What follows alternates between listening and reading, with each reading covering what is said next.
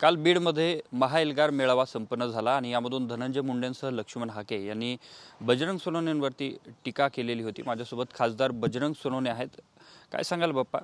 धनंजय मुंडे असं म्हणाले की आम्ही सुद्धा बीडच्या सर्व लोकप्रतिनिधींना मतं दिलेली आहेत, तुम्ही आता ओबीसींचं मत कधी मांडणार आहात?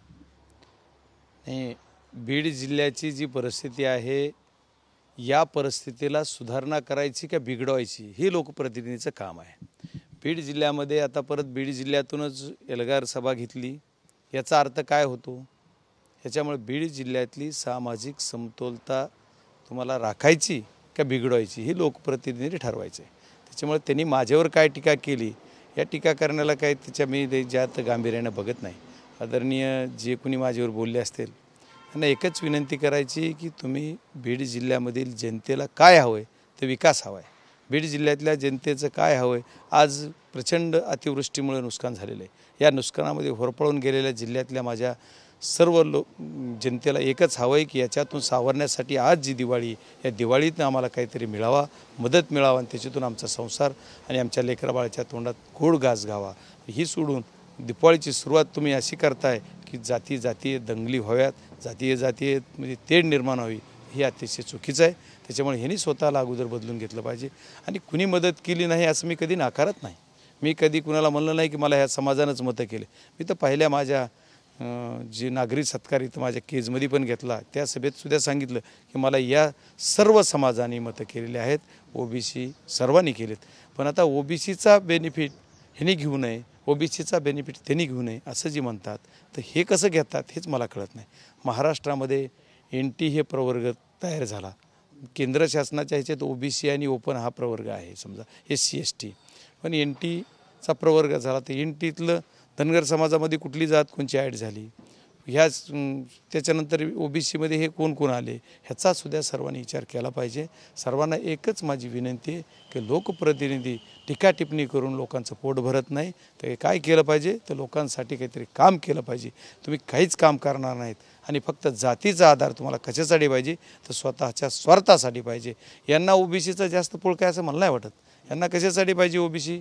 फक्त एकाच गोष्टीसाठी पाहिजे, यांचं स्वतःचं राजकारण टिकविण्यासाठी यांना ओबीसी करायचं, याचा दुसरा काही उद्देश नाही। यांना दुसरं काम करायचं नाही, लोकात जायचं नाही, लोकांसाठी जातीवाद करायचं काम ते करतात। त्याचं कारण असं आहे यांना हे स्वतःचं राजकारण, स्वतःची जात सांगून टिकवायचं, याच्यासाठी हे करतात। मात्र पुढे ते असंही बोलले की विजयसिंह पंडितांना उद्देशून म्हणाले की मीच त्याला आणलंय आणि उरावर घेतलं पक्षनिष्ठेसाठी। याकडे कसं बघता तुम्ही? आता ते त्यांचा पक्षीय विषय आहे, कोणाला कोणी उरावर घेतलं, आता ते पक्षनिष्ठा कुठं सांभाळली मला माहीत नाही। पक्षनिष्ठा आष्टीत बी होती वाटते, मग आता माजलगावमध्ये किती सांभाळली, गेवराईत किती सांभाळली, केजमध्ये किती सांभाळली, ह्याचं मला मी कसं उत्तर देता येईल? हा विषय त्यांचा आहे। त्याच्यामुळं मला मी कुठल्या मतदारसंघावर काय बोलावं त्याचं नाही बोलता येणार मला, कारण त्यांचा विषय त्यांनी समजायचं। ते जर म्हणत असतील की माझ्यामुळं एखादा लोकप्रतिनिधी झाला, आम्ही कधी डिनाय केलं, तुमच्यामुळंच झाला, खरोखरच तुमच्यामुळं मी खासदार झालो। त्याचं कारण असं आहे की तुम्ही एवढं प्रचंड माझ्यावर प्रेम केलं, असंच प्रेम तुम्ही सर्वांवर करत राहा, म्हणजे तुम्ही 100% सर्वांना लोकप्रतिनिधी कराल अशी मला अपेक्षा वाटते। कारण माझ्यासारखं प्रेम आता जिल्हा परिषदेच्या बी काही लोकांवर तुमचं चालू आहे, तसंच तुम्ही केलं ना तर जिल्हा परिषदला तुमचा परत भोपळाच होईल। मात्र त्यांच्या या वक्तव्याकडे कसं बघतात? त्यांच्याच मित्रपक्षातले ते आमदार आहेत आणि त्यांच्याबाबत असं वक्तव्य त्यांनी केलं आहे। नाही, मित्रपक्षाचे नाही, त्यांच्याच ह्याच्यात आहेत ना, त्यांच्याच पक्षातले असतील ना आमदार ते। त्याच्याबद्दल आता मी बोलण्यापेक्षा तेच बोलतील ना, ते का बोलले ही ते स्वतः सांगतील, ज्यांच्यावर बोलले त्याच्यावर ते बोलतील, मी त्यांच्यावर कसं बोलणार? कारण त्यांचं ते म्हणतील आमच्यात कशाला उगाच, त्यांचं त्यांना गोड वाटतं असेल तर मी या बेबी राजी तर आम्ही कशाला उगाच काय करतो, त्याच्यामुळे ते दोघं बोलतील, त्यांचे नेते बघतील, त्यांच्या नेत्याला काय करायचं काय हे ठरवतील, त्याच्यामुळे मी त्याच्यावर काही बोलणार नाही।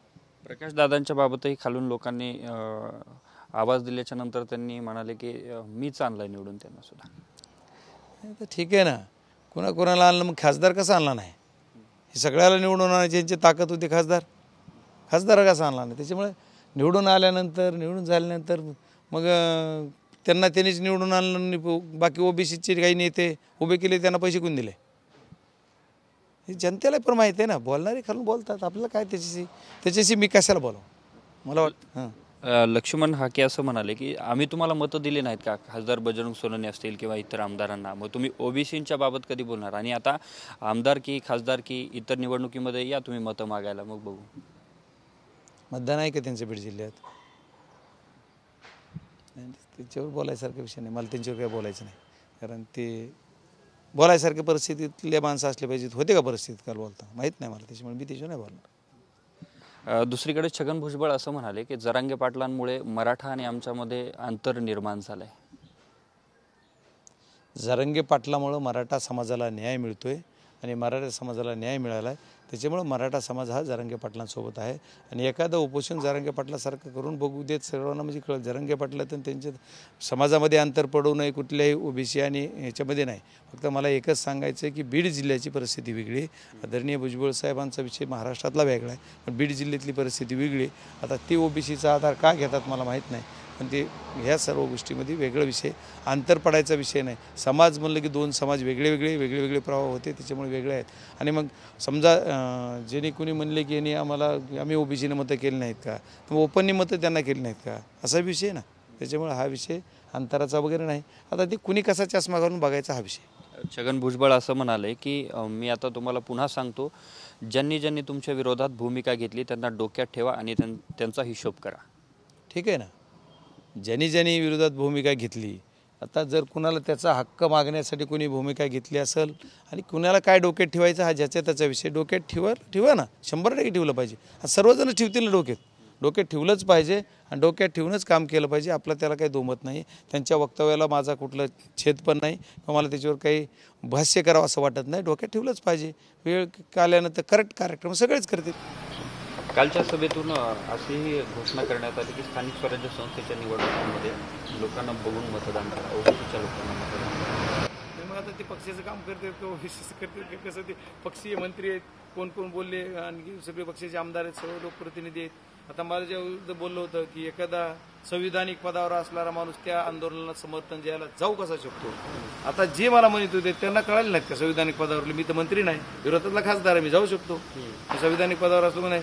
मग एवढे 4 आमदार होते, एक मंत्री होते, माझी परत एक मंत्री होते. ती संविधानिक पद्धती तर फार कायद्याचं रक्षक, कायदा त्यांच्या हातात नाही मंत्र्यांच्या, ते सगळे होते. मग त्याच्यात मग आमचं ज्यावेळेस बोंबलत होते टॉवर फोडूनचे लोक, त्यांनी का स्टेजवर म्हणलं नाही तुम्ही कसं काय आलात समर्थन द्यायला, म्हणायला पाहिजे होतं. तसं नाही होत. हे फक्त दुसऱ्यासाठी बोट करायसाठी, दुसऱ्याकडे दाखवायसाठीचं काम आहे, बाकी असं कुठे करत नाहीये. फक्त आम्हाला टार्गेट करायचं आहे. तर जी बीड जिल्ह्यातली जनता दुधखुळी नाही, सुसंस्कृत जिल्हा आहे. सर्व जाती धर्माचे लोक गुन्ह्या गोविंदांना नसतात. फक्त ह्या पुढाऱ्यांना स्वतःच्या स्वार्थासाठी हे करायचे आणि ते करायचं काम ते करतात. नक्कीच आपल्यासोबत खासदार बजरंग सोनवणे होते, ज्यांनी कालच्या टीकेनंतर आता आपली प्रतिक्रिया दिलेली आहे आणि धनंजय मुंडे यांना जातीचा किंवा ओबीसीचा पुळका नाही असं वाटतंय, अशी ही प्रतिक्रिया खासदार सोनवणे यांनी दिलेली आहे. कॅमेरामन विनोद हुमनाबादकर समी अशोक काळकुटे, TV9 मराठी, बीड.